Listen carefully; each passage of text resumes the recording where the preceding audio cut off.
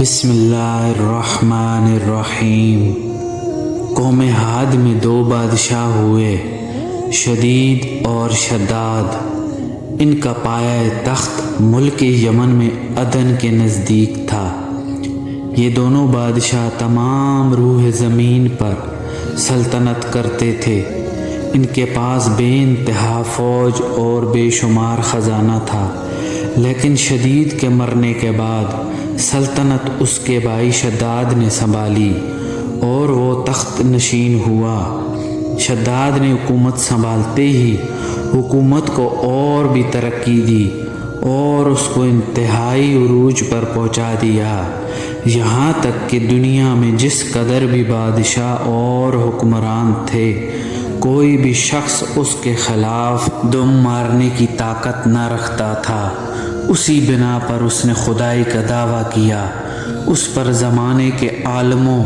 اور واعظوں نے اس کو بہت کچھ سمجھایا، بہت روکا۔ علماء کہتے تھے کہ تو خدا کا خوف کر، اس کی عبادت کر، اس کی عبادت میں یہ فائدے ہیں۔ اس کم بخت نے جواب دیا کہ جو دولت اور ثروت و حکومت اور عزت مجھ کو اب حاصل ہے، اللہ کی عبادت کرنے میں اس سے زیادہ اور کیا چیز ملے گی؟ اور جو شخص کسی کی غلامی کرتا ہے، اس کی دو وجوہات ہوتی ہیں، یا تو عہدہ کی ترقی کے واسطے یا دولت حاصل کرنے کے واسطے۔ اور تم لوگوں کو معلوم ہے کہ آج جو میرا عہدہ ہے، دنیا میں اس سے بڑھ کر کوئی عہدہ نہیں، اور جتنی میرے پاس دولت ہے، اس سے زیادہ کسی شخص کے پاس کوئی دولت نہیں۔ ان حالات میں مجھے کیا ضرورت ہے کہ میں کسی کی اطاعت، غلامی اور چاکری کروں؟ علماء نے جواب دیا کہ یہ سلطنت، دولت اور حکومت سب فانی ہے، سب پر زوال آئے گا، کوئی چیز تیرے پاس نہ رہے گی۔ اگر تو اللہ تعالیٰ کی عبادت کرے گا تو اس کے بدلے میں ہمیشہ رہنے والی ایسی جنت انعام پائے گا جو تمام دنیا کی حکومت اور ان خزانوں سے بہتر ہے۔ یہ سن کر شداد نے کہا، اس جنت میں کیا کیا چیزیں ہوں گی؟ علماء نے کہا، اس کی تعریفیں اور اس کی خوبیاں جو انبیاء کرام سے سنی تھی، وہ سب اس کے سامنے بیان کر دی کہ اس کے درخت ایسے ہوں گے، اس کی نہریں ایسی ہوں گی، اس کی تعمیر، اس کے لباس، اس کی عورتوں کی کیفیت۔ غرض کہ جو کچھ ان کی معلومات تھیں، سب کچھ شداد کو تفصیل سے بتا دیا۔ اس تفصیل کو سن کر شداد نے کہا کہ میں تو سمجھتا تھا جانے وہ جنت کیسی ہوگی۔ اگر تمہارے خدا کی یہی جنت ہے تو مجھ کو اس جنت کی ضرورت نہیں، کیونکہ میں بھی ایسی جنت اپنی سلطنت میں تیار کرا سکتا ہوں۔ علماء اس بکواس کو سن کر خاموش ہو گئے اور سمجھ گئے یہ نہیں مانے گا۔ پھر مزید اس سے کوئی بات کہنی فضول اور بیکار سمجھی۔ چنانچہ علماء اپنے گھر چلے آئے اور شداد نے خدا سے مقابلے کی اسکیم شروع کر دی۔ شداد نے اپنے معتبر سرداروں میں سے اس کام کے لیے 100 آدمیوں کو منتخب کیا اور ہر ایک کی ماتحتی میں 1000 آدمی دیے، گویا کہ جنت کی تیاری کے لیے ایک جدید محکمہ بنایا جس کے ملازمان کی تعداد 1,00,000 سے زیادہ تھی۔ کسی افسر کے ذمے سپلائی کا کام مقرر کیا، کسی کے ذمے انجینئرنگ اور نقشوں کی تیاری وغیرہ، کسی کے ذمے حساب و کتاب وغیرہ لگا دیے گئے، اور دنیا کے ہر ملک اور صوبے میں شاہی طور سے احکام روانہ کیے کہ جس قدر بھی سونا چاندی دستیاب ہو سکے، اس کی اینٹیں بنوا کر ہمارے پایہ تخت کو روانہ کر دی جائیں، اور جس قدر بھی سونا چاندی اور جواہرات خزانوں میں موجود ہوں، ان کو نکلوا لیا جائے، اور حکم پہنچتے ہی تمام تمام کا تمام روانہ کر دیا جائے۔ محکمہ تعمیر کو حکم دیا کہ عدن پہاڑ کے نزدیک 40 کوس مربع رقبہ لیا جائے اور اس مقام پر جنت کی داغ بیل ڈالی جائے اور اس کی بنیادیں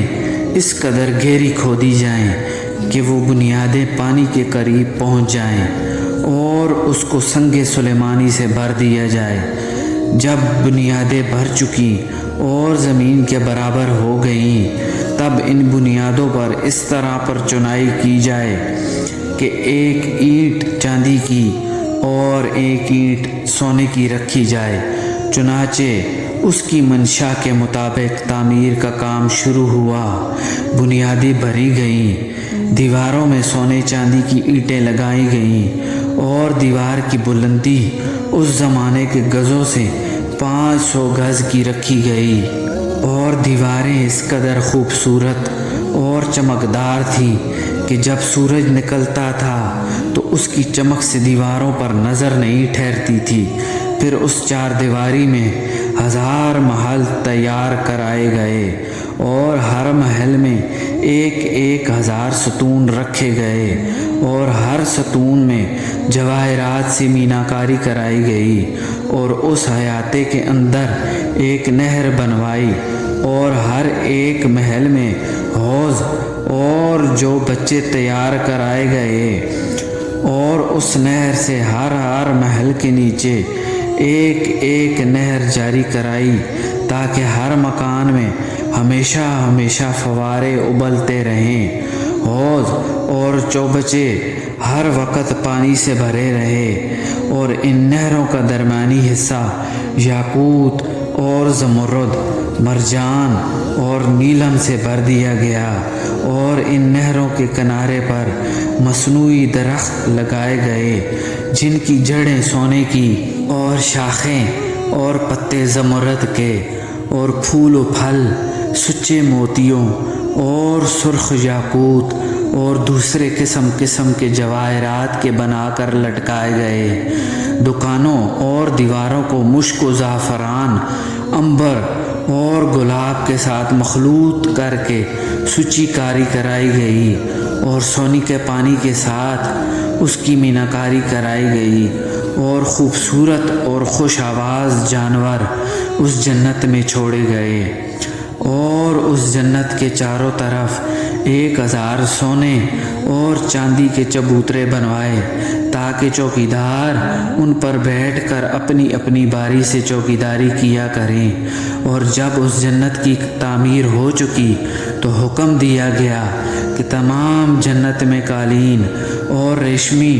اور زرد وزی کے فرش بچھائے جائیں اور سونے چاندی کے پیالے اور کابیاں وغیرہ سب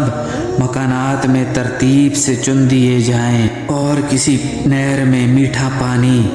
اور کسی میں شراب اور کسی میں دودھ اور کسی میں شہد جاری کرایا جائے اور بازار اور دکانوں کو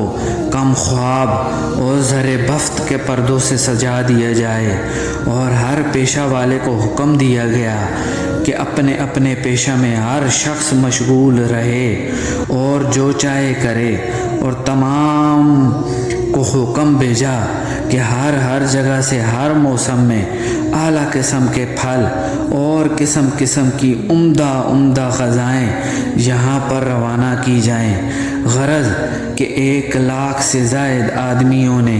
300 سال میں اس شان و شوکت کے ساتھ یہ جنت تیار کی۔ اس کی تیاری کے بعد اپنے تمام اراکین، سلطنت و وزراء اور امراء اور رئیسوں کو حکم دیا کہ سب لوگ نہایت زیب و زینت اور شان و شوکت کے ساتھ میری جنت میں جا کر رہیں اور خود بھی اپنی جنت میں ٹھہرنے کی غرض سے اپنی فوج اور سپاہ کو اپنے ساتھ لے کر انتہائی غرور اور تکبر کے ساتھ اپنی اصلی دارالخلافہ سے کوچ کیا اور اپنے ساتھ ان عالموں کو بھی لیا جو اس کو خدا کی جنت کا لالچ دیتے تھے اور اس کو بے باکی اور بدزبانی سے روکتے تھے۔ راستے میں ان عالموں نے کہا کہ تم اسی بحیثیت کی خاطر مجھ کو کہتے تھے کہ کسی دوسرے کے سامنے سر جھکاؤں اور ذلیل ہو جاؤں، اور اب میری قدرت اور تمہارے خدا سے بے نیازی تم لوگوں کو اچھی طرح سے معلوم ہو جائے گی۔ چنانچہ اسی شان و شوکت کے ساتھ اس جنت کے قریب پہنچا۔ جنت والے اس کے استقبال کے لیے جنت سے باہر نکلے، سونے چاندی اور جواہرات اس پر قربان کرنے لگے، اور نذرانے جو قسم قسم کے تھے اس کی خدمت پہ پیش کیے گئے۔ شداد اس غرور اور تکبر کے ساتھ اپنی جنت کی طرف چلا جا رہا تھا۔ جب جنت کے دروازے پر پہنچا تو اس کے پیچھے لاکھوں کروڑوں تماشائی تھے۔ آگے آگے شداد کی سواری چل رہی تھی، شادیانے بج رہے تھے، نفیری کی آواز مست کر رہی تھی۔ شداد کا چہرہ خوشی کے باعث پھول کی طرح کھل رہا تھا، لیکن اس ساز و سامان شان و شوکت کے ساتھ جو ہی شداد نے جنت کے دروازے پر قدم رکھا، اسی وقت آسمان کی طرف سے ایک ایسی کڑک اور سخت آواز آئی کہ اس کے تمام ساتھی ہلاک ہو گئے، اور شداد بھی اسی کڑک کی ہیبتناک آواز سن کر بے ہوش ہو کر گھوڑے پر سے گر گیا، اور 900 سال کی عمر میں لاکھوں حسرتوں کے ساتھ ہلاک ہو گیا، اور اپنی بنائی ہوئی جنت کے دیکھنے کی کروڑوں تمنائیں دل کی دل ہی میں لے گیا، اور اس کی لاکھوں تمناؤں اور کروڑوں حسرتوں کو خاک میں ملا دیا گیا، یہاں تک کہ اسرائیل علیہ السلام بھی حکم الہی سے اس کی جان قبض کر رہے تھے، لیکن دل میں رقت اور آنکھوں سے آنسو جاری تھے۔ چنانچہ ایک مرتبہ حضرت اسرائیل علیہ السلام نے اللہ تعالیٰ سے عرض کیا کہ مجھے کسی کی جان نکالتے ہوئے کبھی رحم نہ آیا، البتہ 2 شخصوں کی جان نکالتے ہوئے بڑا ہی رحم آیا۔ اگر آپ کا حکم نہ ہوتا تو میں ہرگز ان کی جان نہ نکالتا۔ ایک تو اس بچہ کی جس کی ماں کشتی کے تختے پر رہ گئی تھی، اور وہ نوزائیدہ بچہ اپنی ماں کے ساتھ اس تختے پر رہ گیا، اور تیرا حکم ہوا کہ اس کی ماں کی جان قبض کر لے۔ اس وقت مجھ کو ترس آیا کہ اس بچی کی خبر گیری کون کرے گا۔ دوسرا ایک وہ بادشاہ جس نے بڑی بڑی آرزوؤں کے ساتھ ایک بے مثال جنت تیار کرائی، اور جب وہ تیار ہو گئی اور اس کے دیکھنے کے واسطے وہ آیا، جس وقت اس نے اپنا قدم دروازے میں رکھا حکم ہوا کہ جا اس کی روح قبض کر۔ اس وقت بھی مجھے بہت رقت آئی کہ تو ہی جانتا ہے کہ اس کی کیا کیا حسرتیں دل کی دل ہی میں رہ گئی۔ اللہ تعالیٰ نے اس کے جواب میں ارشاد فرمایا کہ بادشاہ وہی لڑکا تھا جس کو ہم نے بغیر ماں باپ کے پرورش کرا کے اس درجے کو پہنچایا تھا، لہٰذا اے اسرائیل تو نے ساری مخلوقات میں دونوں مرتبہ شداد ہی پر رحم کھایا۔